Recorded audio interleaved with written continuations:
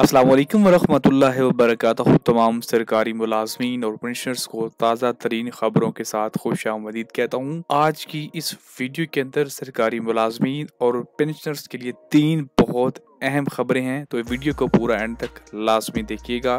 अगर आपको वीडियो अच्छी लगे तो लाइक और शेयर कीजिएगा और चैनल को सब्सक्राइब करना मत भूलिएगा, क्योंकि यहाँ पे आपको ऐसी ही इंफॉर्मेटिव वीडियोस रोज़ाना की बुनियाद पे मिलेंगी। सबसे पहले बात करेंगे खैबर पख्तूनख्वा में सरकारी मुलाजमीन को प्लाट देने का कानून मंजूर। अब खबर की तफसील कुछ यूँ है कि खैबर पख्तूनख्वा असम्बली में government servants housing foundation bill pass कर दिया गया, जिसके तहत सरकारी मुलाजमीन को प्लाट देने के लिए हाउसिंग फाउंडेशन कायम की जाएगी। Government servants housing foundation bill में कहा गया है कि सस्ती रिहायशी कमी के बायस सरकारी मुलाजमीन महंगे किराए के मकानात में रहते हैं। बिल के मुताबिक सरकारी मुलाजमीन को बगैर नफ़ा नुकसान के प्लाट दिए जाएंगे।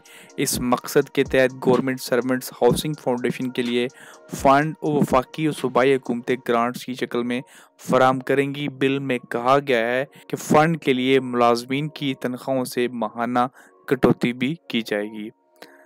अगली खबर है जी, वज़ीर आला सिंध ने सरकारी जामियात में डायरेक्टर फाइनेंस की तनख्वाहों में इजाफे की मंजूरी दे दी है।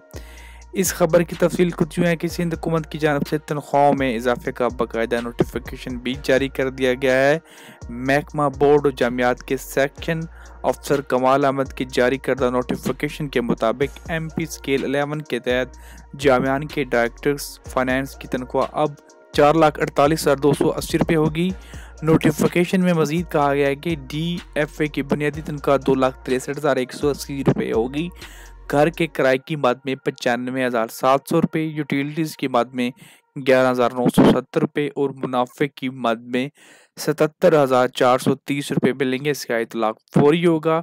याद रहे, chairman Sindh HEC professor doctor Tariq Rafi ने एक समरी में वज़ीर सिंध को अरसाल की, जिसमें कहा गया था कि वफाकी तौर पर चार्टर्ड जामियात पंजाब और खैबर पख्तूनख्वा के सूबों में डायरेक्टर फाइनेंस को BPS 7 में मुस्तकिल बुनियादों पर तैनात किया जाए। अगली जी खबर है पेंशनर्स के हवाले से और बहुत ही ज़्यादा इम्पोर्टेंट खबर है, वो ये है कि जी financial assistant to the family of a civil servant who dies while in service.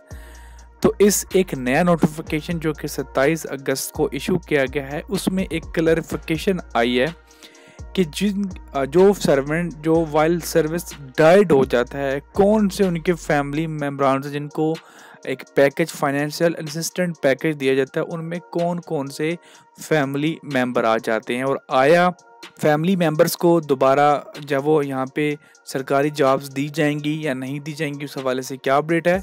तो ये नया नोटिफिकेशन फिल वक्त सिर्फ ये क्लैरिफाई कर रहा है कि कौन कौन से फैमिली मेंबर्स फैमिली असिस्टेंट के अंदर आते हैं। अगर सर्वेंट जो है वो वाइल सर्विस डाइड कर जाता है तो उसके अंदर सबसे पहले आती है वाइफ और wifes in case of a male civil servant. अगर एक मेल सर्वेंट की डेथ होती है, उसके अंदर उसकी वाइफ या उसकी एक से ज़्यादा बीवियाँ हैं तो वो आ जाती हैं। अगर एक फीमेल है तो उसका हस्बैंड। और नंबर 3 पे था children of the disease civil servant in case of son below the age of 24 years and unmarried daughter. तो अगर उनके बच्चे हैं तो 24 साल से छोटे उसके बेटे और बेटियां अनमैरिड, अगर गैर शादीशुदा हैं तो बेटियां। नंबर 4 पे है जी physically mentally handicapped children of the disease civil servant without considering their age. अगर किसी को मेंटली कोई इशू है, फिजिकली कोई प्रॉब्लम है किसी बच्चे को, तो उनके अंदर एज की कोई भी डिस्क्रिमिनेशन नहीं की जाएगी, वो किसी भी एज में इस पैकेज के अहल होंगे।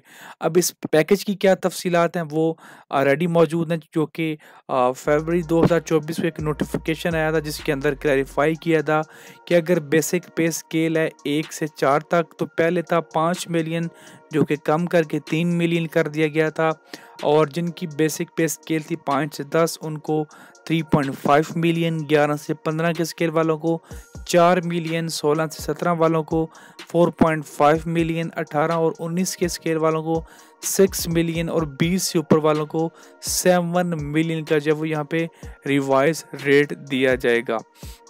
बाकी जो दूसरा नोटिफिकेशन था जिसके अंदर पहले अगर कोई फैमिली सर्वेंट को डाइट कर जाता था, उसके फैमिली में से किसी बच्चे को जो है वो गवर्नमेंट के अंदर जॉब दी जाती थी, तो उस नोटिफिकेशन के अंदर किसी भी तरह की कोई तब्दीली नहीं की गई है। एक नोटिफिकेशन जो कि रिसेंटली आपको बताया था कि बेवा की पेंशन को बहाल कर दिया गया है, जो कि पहले 10 साल तक जो वो उसको लिमिट कर दिया गया था, अब उसको बहाल कर दिया गया है। उम्मीद करते हैं कि आने वाले दिनों के अंदर जो फैमिली के अंदर एक जॉब का सिलसिला था कि अगर एक सर्वेंट डाइड हो जाता तो उसके बेटों को या बेटी को जब वो गवर्नमेंट के अंदर जॉब दे दी जाती थी उसकी जगह के अंदर पैकेज के साथ साथ, वो भी उम्मीद करते हैं कि उसको बहाल कर दिया जाएगा। अभी के लिए ताज़ा तरीन खबरें यही थी। मज़ीद खबरों और अपडेट्स के लिए आप हमारे चैनल को ज़रूर सब्सक्राइब कीजिएगा ताकि आप तक बर वक्त ताज़ा तरीन अपडेट्स पहुँचाई जा सकें। शुक्रिया।